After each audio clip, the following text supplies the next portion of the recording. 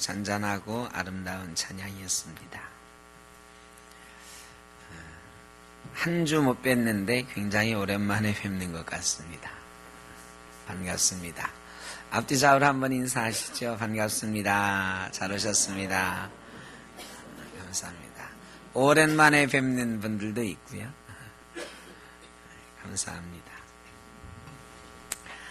오늘 말씀은 율법과 은혜에 관한 말씀입니다. 율법과 은혜 그러면 우리가 되게 잘 알고 있는 것 같습니다. 근데 어떻게 알고 있느냐? 구약의 사람들은 율법의 사람들이고 신약의 사람들은 은혜의 사람들이라. 그래서 우리는 다 은혜의 사람들이고 구약시대의 이스라엘 사람들은 율법의 저주 아래 있는 사람들이다. 이렇게 보통 알고 있습니다. 예수님 오시기 전에는 율법의 사람들, 예수님 오시고 난 다음에는 은혜의 사람들, 이렇게 구분하는 경우가 많이 있습니다. 그러나 이거는 잘못된 구분입니다.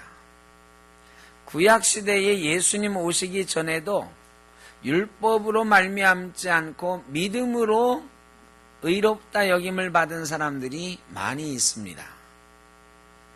맨 먼저 하나님과 약속의 관계에 참여했던 아브라함도 창세기 15장에 보면 아브라함이 여호와를 믿으니 이를 그의 의로 여기셨다 그랬어요.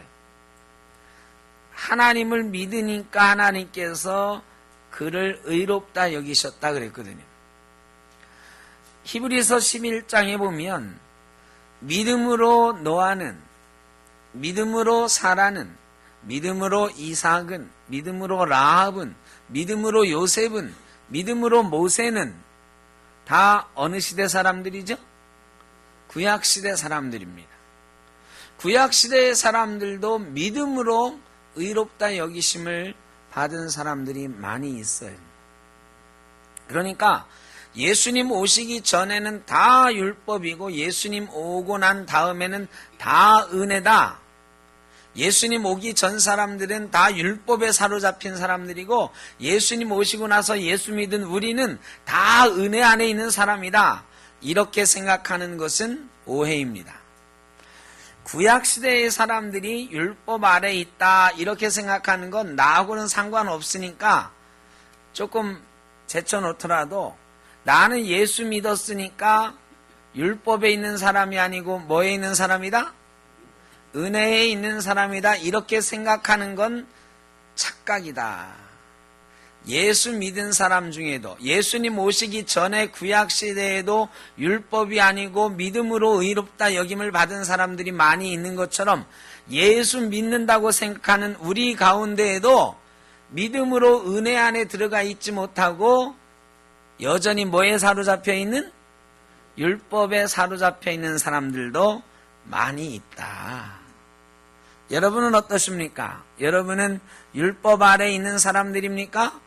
아니면 은혜 안에 있는 사람들입니까? 은혜 안에 계십니까? 다 은혜 안에 계시기를 바랍니다. 가만히 한번 생각해 보세요. 나는 어떤 사람인가? 미국에 한국 사람들이 많이 가서 살고 있잖아요. 어떤 한국 사람이 미국인 교회에 출석을 하게 됐습니다. 한국 교회가 아니라 미국인 교회. 미국 사람들 교회에서는 요즘은 어떤지 모르겠습니다만 헌금을 이렇게 돌려서 받잖아요. 근데 우리나라처럼 이렇게 바구니나 주머니로 받지 않고 이 플레이트, 큰 접시, 쟁반 이런 데다가 헌금을 받아요. 좀 민망하죠. 우리는 헌금 주머니에다 손 이렇게 얼마인지 모르게 그냥 쑥 넣어가지고 집어넣으면 되는데 이 쟁반이니까 다 보이잖아요. 얼마 넣는지.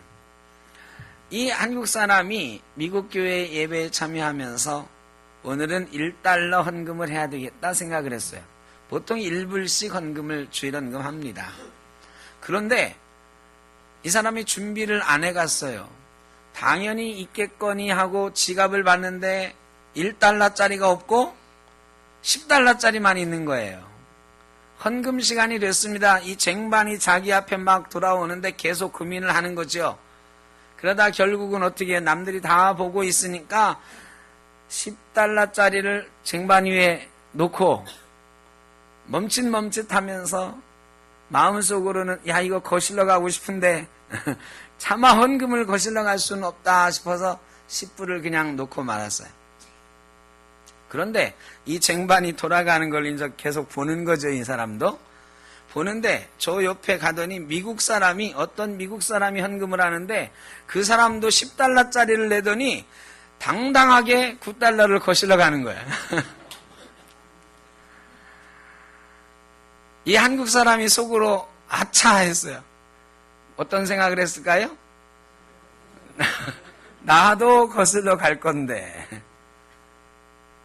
그렇게 하고 예배는 끝났습니다. 근데 두고두고 이 사람은 아차, 나도 거슬러 갈 건데. 이 생각을 하면서 예배를 했어요. 이 사람은 헌금을 10불을 한 걸까요? 1불을 한 걸까요? 아니면 안 한 걸까요? 여러분, 이게 우스개 이야기지만 이 사람은 율법주의에 사로잡혀 있는 사람입니다. 내가 하나님 앞에 어떤 관계에 있느냐, 내 마음이 하나님 앞에 어떻게 드려지느냐, 이런 거 상관없이 다른 사람들이 내가 헌금하는 것을 어떻게 보느냐, 다른 사람에게 어떻게 보여지는가, 이것을 따지는 것.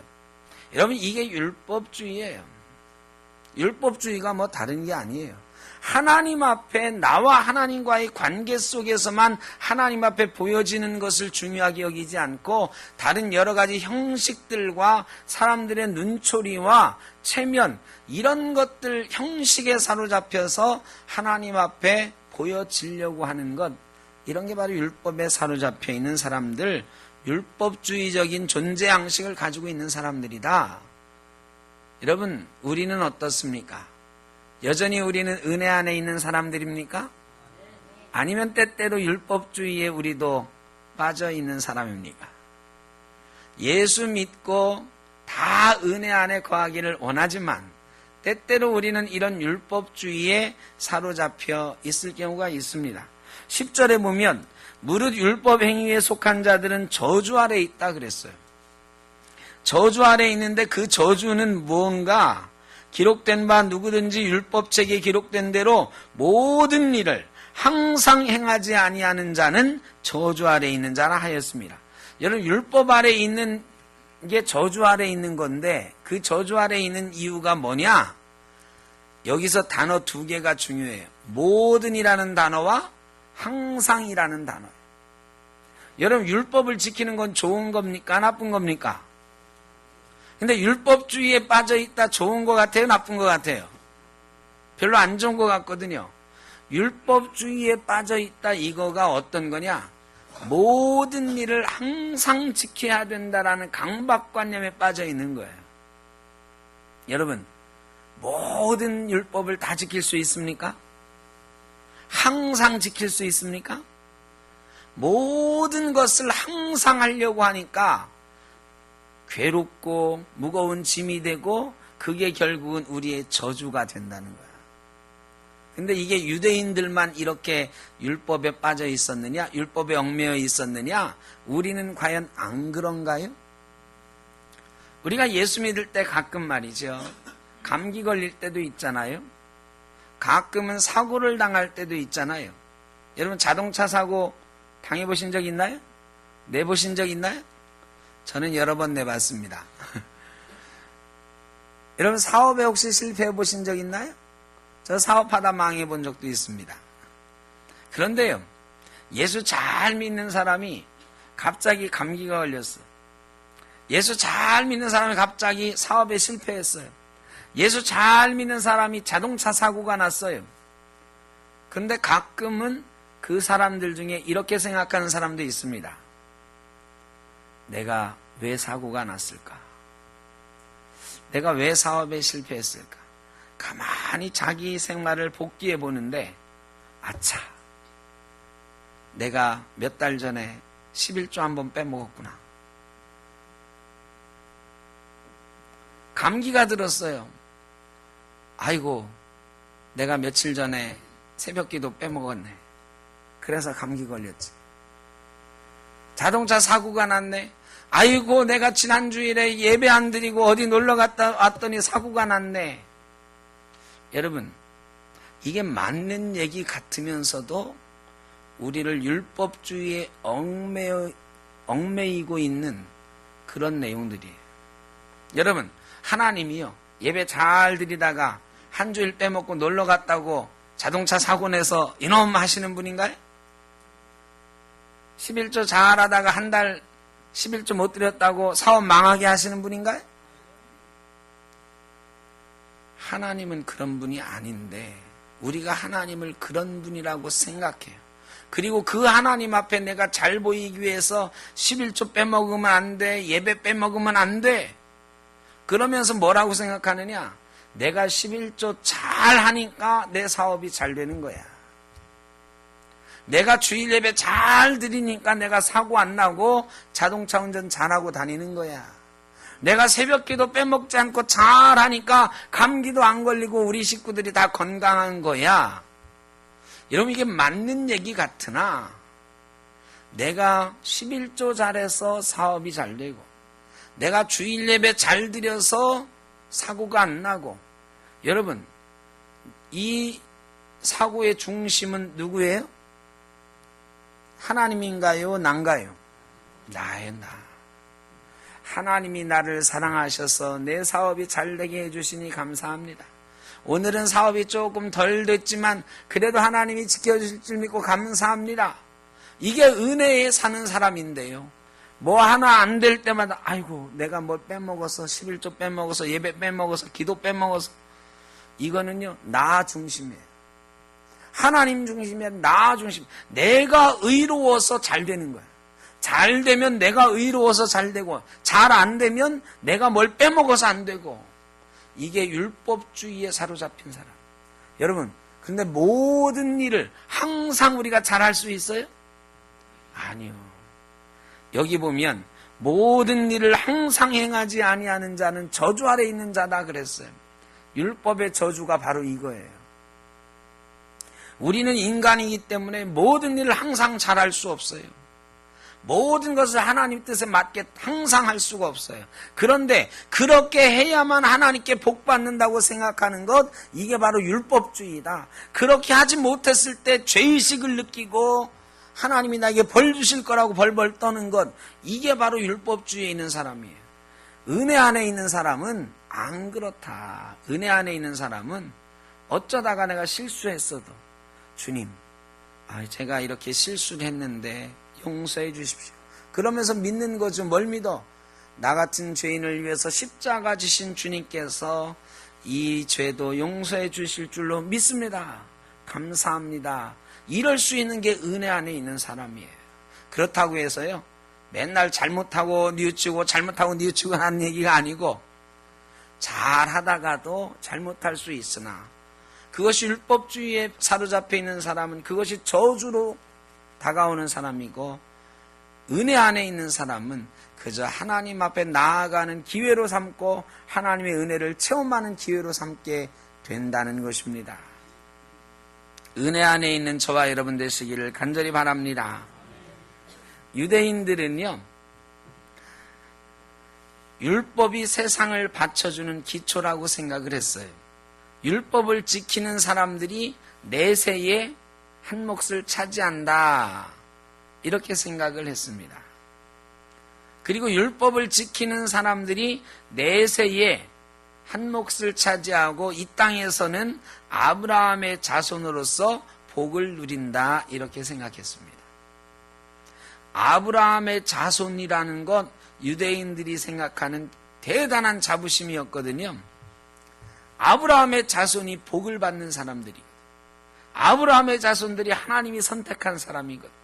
그래, 율법을 지키면 아브라함의 자손이 된다고 생각을 했어요. 그런데 오늘 본문 말씀이 무슨 말씀을 하고 있는 거냐? 하나님이 원래 아브라함에게 너는 내 백성이 될 것이다. 너는 복의 근원이 될 것이다. 내 자손이 하늘의 별처럼 많게 될 것이다. 이렇게 약속해 주실 때에 율법을 잘 지켜가지고 그런 약속을 주셨다고 그랬나요? 뭘 해가지고?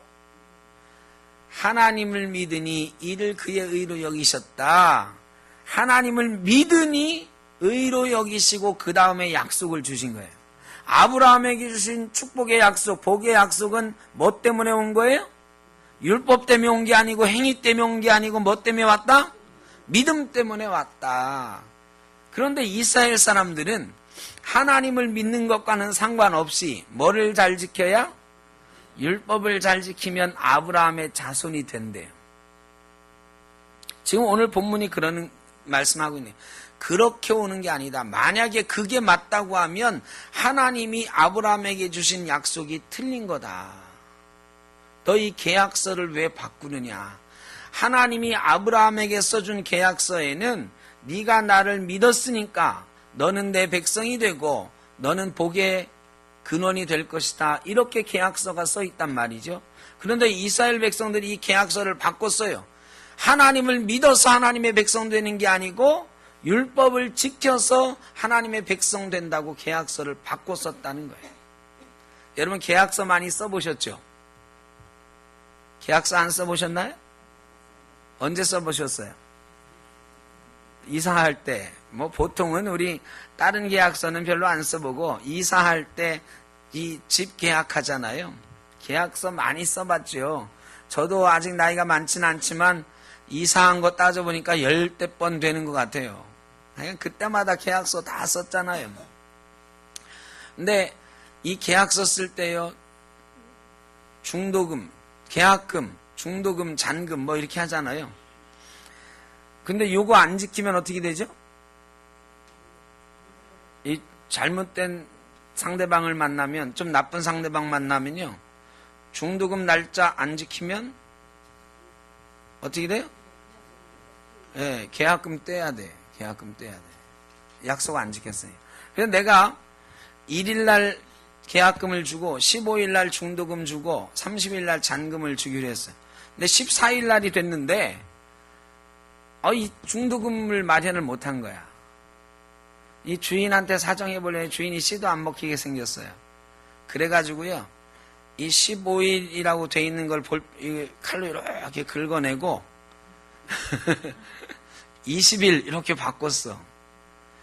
그래가지고 15일날 이제 중도금을 못 주니까 주인이 막 난리가 났잖아. 왜 안 주냐고. 계약 이거 무효다. 계약금 계약은 없는 걸로 하고 계약금 내가 갖는다 막 그러는 거예요. 그래가지고 그 주인한테 가가지고 아니 무슨 소리냐고. 이 계약서에 20일이라고 돼 있지 않냐고. 주인이 넘어가 주면 좋은데 세상이 이렇게 만만한가요? 주인이 뭘 갖고 오겠어요? 자기가 가지고 있는 원본 계약서를 가지고 와서 무슨 소리냐고.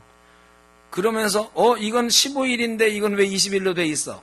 가만히 보니까 어떻게 됐어요? 볼펜으로 긁어내고 새로 쓴 거야. 여러분 계약금만 띄이는 게 아니라 어떻게 될까요? 사문서 위조로 감옥 가는 거. 감옥 간다. 이게 사문서 위조예요. 계약서는요, 날짜 하나 토시 하나 자기 마음대로 바꾸면 안 되는 거잖아요. 지금 이스라엘 백성들이 계약서를 바꿔 쓰고 있는 거예요. 하나님이 아브라함에게 써준 계약서는 네가 나를 믿었으니까 너를 복의 근원 되게 하고 모든 민족을 너로 말미암아 복받게 할 거라고 하나님이 계약서 써줬는데 이스라엘 백성들이 계약서를 바꿨어. 하나님을 믿어서 하나님의 백성 되는 게 아니라 아브라함의 자손 되는 게 아니라 율법을 잘 지키면 아브라함의 자손 되고 하나님 백성 되는 거라고, 복의 근원 되는 거라고 계약서를 지금 바꿔놨다. 그 얘기하고 있는 거예요. 15절에 형제들아 내가 사람의 예대로 말하노니 사람의 언약이라도 정한 후에는 아무도 패하거나 더하거나 하지 못하느니라. 사람의 계약이라도 더하거나 빼거나 못하는데 감히 니들이 하나님하고 아브라함하고 했던 계약서를 바꾸고 있는 것 아니냐. 여러분 율법으로 구원받는 게 아니에요. 은혜로 믿음으로 구원받는 줄로 믿습니다. 저와 여러분이 하나님의 은혜로 예수 믿어서 구원받게 된 줄로 믿습니다. 그 뒤에 보면 이 약속이 뭐냐? 믿음으로 하나님의 백성 된다는 약속들은 아브라함과 그 자손에게 말씀하신 것인데, 여럿을 가리켜 그 자손들이라 하지 아니하시고 오직 한 사람을 가리켜 내 자손이라 하셨으니 곧 그리스도라. 아브라함하고 하나님이 계약을 맺었어요. 그 뒤에 아브라함의 자손들로 이게 계약이 이어가는데, 하나님이 자손들이라고 하지 않고 특별하게 한 사람을 지칭해서 자손이라고 그랬어요. 그게 그리스도라는 건데, 구약 성경에는 그리스도라고 안 나와. 자손이라고만 나와요. 근데 이 자손이라는 말은 한번 따라, 제라. 히브리 말로 제라라는 말이에요. 제라. 이 말은 다른 성경에 번역하기를 뭐라고 번역했느냐? 씨라고 번역했어요. 씨. 여러분, 제가 씨에 대한 말씀 많이 드렸죠? 하나님께서 아브라함에게 주신 약속, 우리 인간에게 주신 약속, 씨의 약속이 있다라는 거예요. 하나님의 백성이 되는 약속, 아브라함의 자손이 되는 약속, 씨의 약속이에요. 그런데 이 씨라고 번역되는 제라라고 하는 말은요, 구약 성경의 유대인들이 잘 아는 말이야. 어떻게 잘 아느냐? 아브라함의 씨 중에 메시아가 나올 것이다. 이 말. 그래, 제라라고 하는 씨라고 하는 말은 아브라함의 씨 이러면은 이스라엘 백성들은 딱 알아들어. 뭐라고? 메시아다, 그리스도다 아는 거예요. 그러니까 아브라함의 자손, 아브라함의 씨를 통해서 그 약속이 이어졌다. 이 말은 곧 그리스도 메시아를 통해서 그 약속이 이어졌다는 거예요. 아브라함에게 주신 하나님의 백성이 되는 약속, 복의 근원이 되는 약속이 바로 메시아로 오신 예수 그리스도를 통해서 저와 여러분에게 전해졌다라고 말씀하는 줄로 믿습니다. 아브라함의 씨인 예수 그리스도, 메시아이신 예수 그리스도를 통해서 아브라함과 하나님이 맺었던 믿음으로 구원받는 약속이 저와 여러분의 약속이 된 거예요. 그래서 저와 여러분도 하나님과 계약서를 쓴 사람들이에요. 어떤 계약서? 예수 믿고 하나님의 백성 되었다, 복의 근원이 되었다, 이런 계약서를 쓴 거예요. 여러분, 계약서의 내용은 하나님을 믿으면 너는 복의 근원이 되고 너와 내 자손으로 인해서 모든 민족이 복을 받게 될 것이다. 이게 아브라함과 하나님이 쓴 계약서라면, 우리가 쓴 계약서는 우리가 예수를 믿으면 예수 그리스도로 인하여 우리와 모든 민족이 복을 받게 될 것이다. 이게 계약서인 줄로 믿습니다. 그 계약서를 우리가 썼다는 거죠. 그게 바로 우리가 하나님의 백성 되었다는 계약서라는 거예요. 저와 여러분은 그 계약 안에 있는, 그 약속 안에 있는 하나님의 백성인 줄로 믿습니다. 이게 은혜 안에 있는 하나님의 백성이 되었다는 얘기예요. 자, 그런데 이게 말이죠, 여기서 끝나는 게 아니에요. 14절에 보면 이는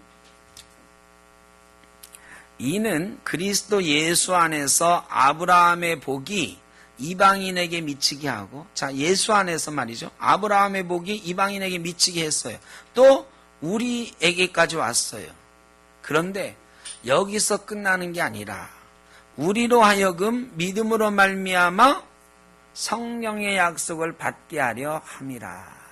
하나님이 우리와 구원의 계약서, 예수 그리스도로 말미암아 구원받는다고 하는 계약서를 우리와 쓰신 이유는 단순히 우리를 구원받게 하려고, 거기서 그치게 하려고 하신 게 아니라 거기서 더 나아가서 어디로 나가게 하는 거예요?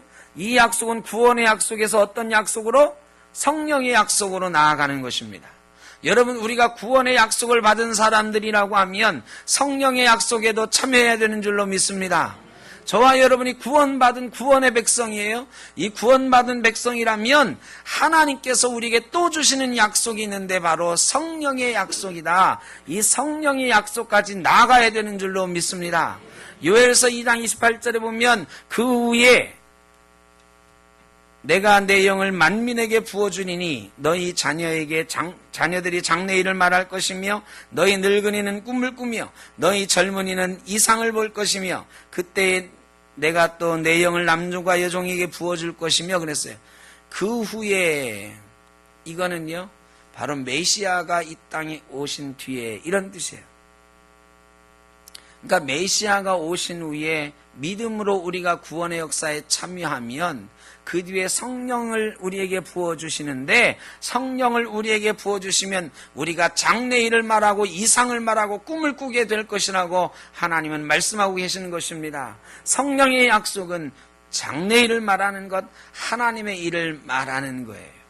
여기에는요 젊은이와 늙은이의 차이가 없어요. 모든 백성에게 하나님의 영을 부어주신다고 말씀하셨습니다. 마지막 날엔 내가 나의 영으로 모든 백성에게 부어 주리라. 자녀들은 예언할 것이요 청년들은 환상을 보고 아비들은 꿈을 꾸리라. 주의 영이 임하면 좀 이따 같이 해보고요. 가사를 한번 보자는 거죠. 마지막 날에 하나님의 영이 우리에게 임하시면 자녀들은 꿈을 꾸고 청년들은 환상을 보고 아비들은 장래일을 말하게 될 것이다. 여러분, 바로 예수 믿으면 바로 그렇게 되는 거예요. 예수 믿으면 예수님께서 우리에게 주신 구원의 은혜 안에 있게 되면 우리가 그저 구원받았다 하면서 하는 게 아니라 성령께서 우리에게 임하시고 성령께서 우리에게 임하시면 장래일을 말하는 놀라운 역사를 우리가 이루어가며 살게 된다는 것입니다. 여러분 무엇을 말씀하고 있습니까?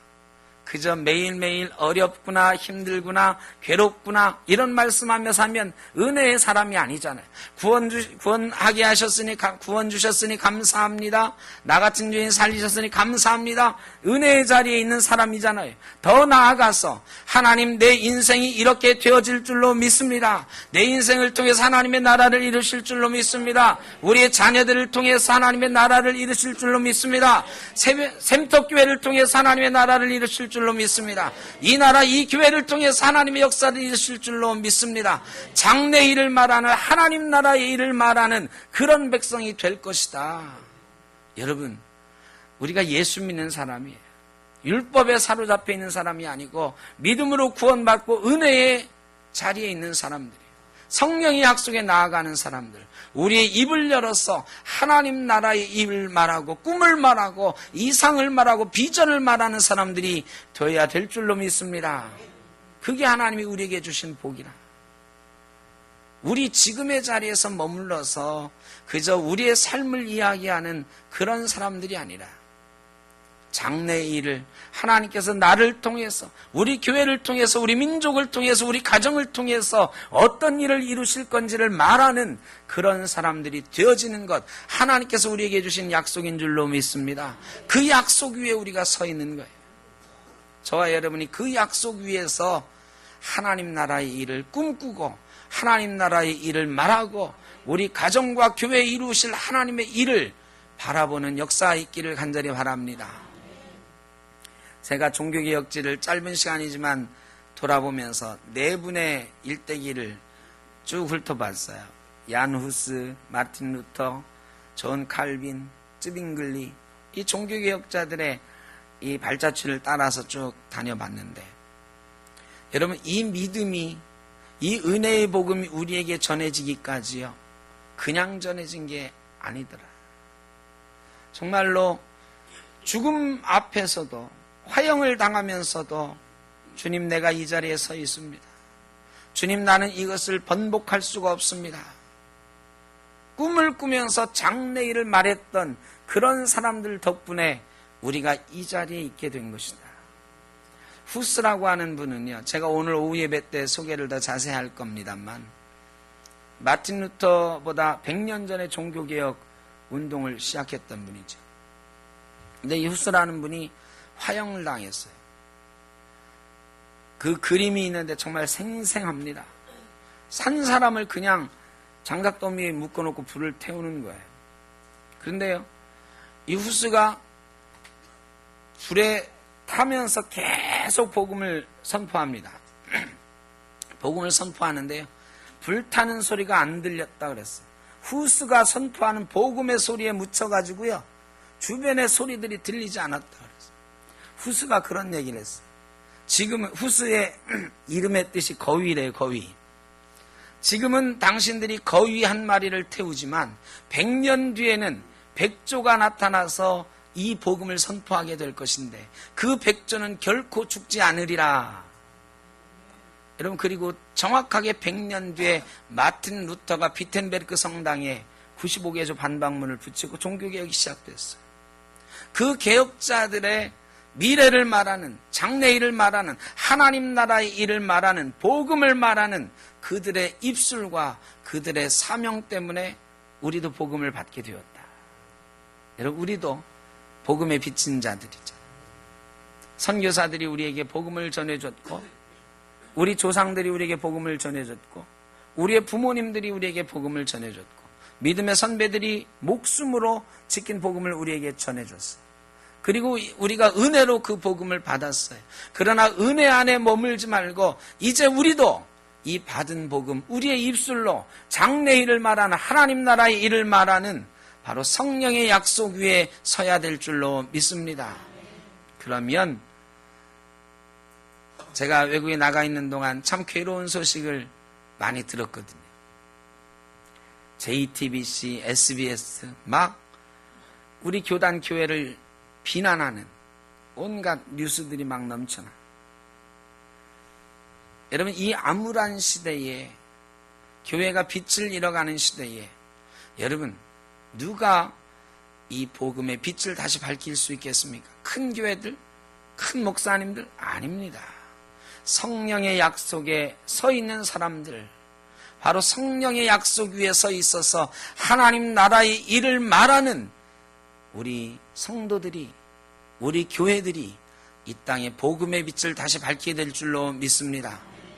우리가 성령의 약속 위에 서 있는 사람이 된다고 하면 이 땅의 교회들은 결코 무너지지 않습니다. 복음은 절대로 사라지지 않습니다. 하나님이 이 나라와 이 민족, 이 땅의 교회들과 이 땅의 성도들을 바로 성령의 약속 가운데 지켜가실 줄로 믿습니다. 아까 했던 찬양 한번 같이 하실까요? 마지막 날에.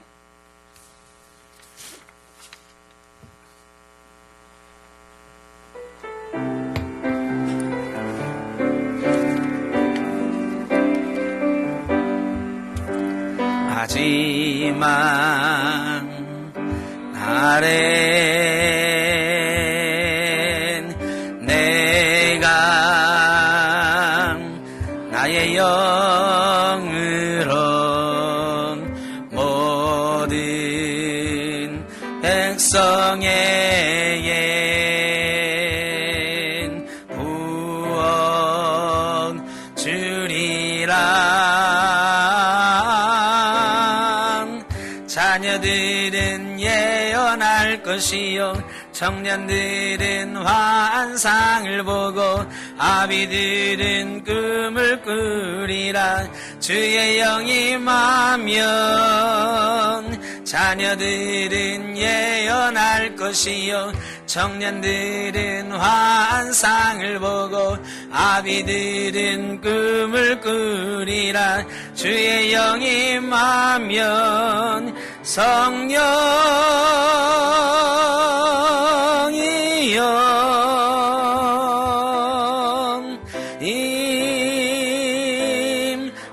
임하소서. 성령이여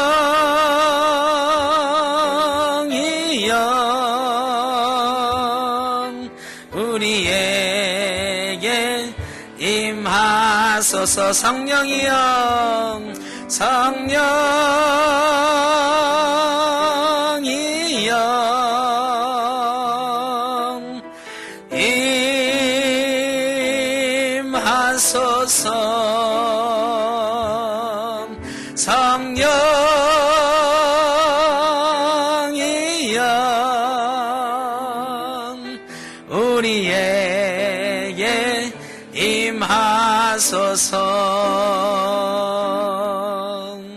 아멘. 기도하겠습니다. 하나님, 예수 그리스도께서 율법의 저주를 끊으시고 믿음으로 은혜로 하나님의 구원의 역사에 참여하게 하신 것 감사합니다. 그러나 여전히 우리는 율법주의에 사로잡혀 있을 때도 있습니다. 이 땅에 율법주의에 사로잡혀 자기 의를 드러내는 그런 교회의 모습들도 여전히 있습니다. 아버지 하나님, 우리가 믿음 위에 든든히 서게 하시고 은혜 위에 든든히 서게 하시고 특별히 믿음으로 성령의 약속에 참여하며 하나님 나라의 일을 말하는 성도와 교회 되게 하여 주옵소서. 이 땅의 교회와 성도들이 다시 한번 믿음 위에 굳게 서서 성령의 약속을 바라보며 하나님 나라의 일을 선포하는, 복음을 선포하는 교회와 성도들 되게 하여 주옵소서. 우리에게 주셨던 은혜의 복음, 이 복음이 결코 사라지지 않고 점점 더 확장되어가는 놀라운 하나님 나라가 이루어지는 그런 일이 우리 가운데 있게 하여 주옵소서. 믿사옵고 예수님의 이름으로 기도하옵나이다. 아멘.